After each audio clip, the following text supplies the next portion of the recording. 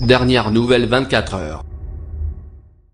Une nouvelle stratégie de défense pour Tariq Ramadan. L'islamologue, qui niait jusqu'à présent toute relation avec les deux premières femmes qu'il accusait de viol, a reconnu avoir entretenu une relation avec la troisième plaignante surnommée Marie, rapporte ce jeudi 19 avril Europe 1. Cette quadragénaire originaire du nord de la France a conservé depuis 2013 une petite robe noire dans un sac plastique qu'elle a remise aux policiers, comme l'indique Europe 1, ce que confirment nos informations. Conservé depuis 2013, le vêtement serait, selon la plaignante, taché du sperme du théologien. Les juges d'instruction ont alors demandé officiellement l'expertise de la robe.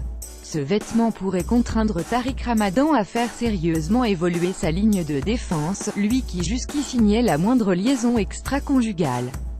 Affaire Ramadan, comment l'islamologue a acheté le silence d'une femme? Il reconnaît avoir eu une relation avec elle mais elle n'était pas ce qu'elle a décrit. Il s'expliquera quand il sera interrogé par les juges, expliqua Libération, l'avocat de l'islamologue, me Emmanuel Marcini, une relation sadomasochiste outre les accusations de viol, la quadragénaire a décrit lors de son témoignage, une relation sadomasochiste extrêmement violente, et plusieurs viols. Elle a également versé au dossier des centaines de captures d'écran d'échanges supposées entre elle et Tariq Ramadan. Des messages écrits et audio particulièrement crus et échangés entre 2013 et 2014. Plusieurs extraits ont été postés sur le blog du paparazzi Jean-Claude Elfassi, intermédiaire proche des deux plaignantes. Il me demandait de lui envoyer des messages au moins 3 à 4 fois par jour, des photos et des vidéos, raconte Marie, dans le récit qu'elle a transmis à la justice, précise encore le quotidien. L'islamologue continue de contester toute relation avec les deux autres plaignantes avec qui il affirme n'avoir partagé qu'un café.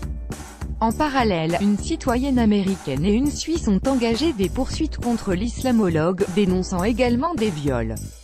Des zones d'ombre. L'avocat de Tariq Ramadan estime que de nombreux éléments viennent mettre en doute les déclarations et la crédibilité des accusatrices.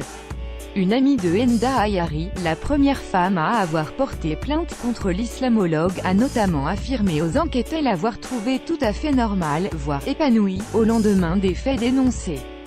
La deuxième plaignante, Christelle, avait raconté notamment avoir pris un bus au petit matin après son agression, les vêtements déchirés, le visage tuméfié. Les enquêteurs ont, depuis, recherché le chauffeur de bus avec qui elle aurait discuté. Plusieurs conducteurs ont été interrogés.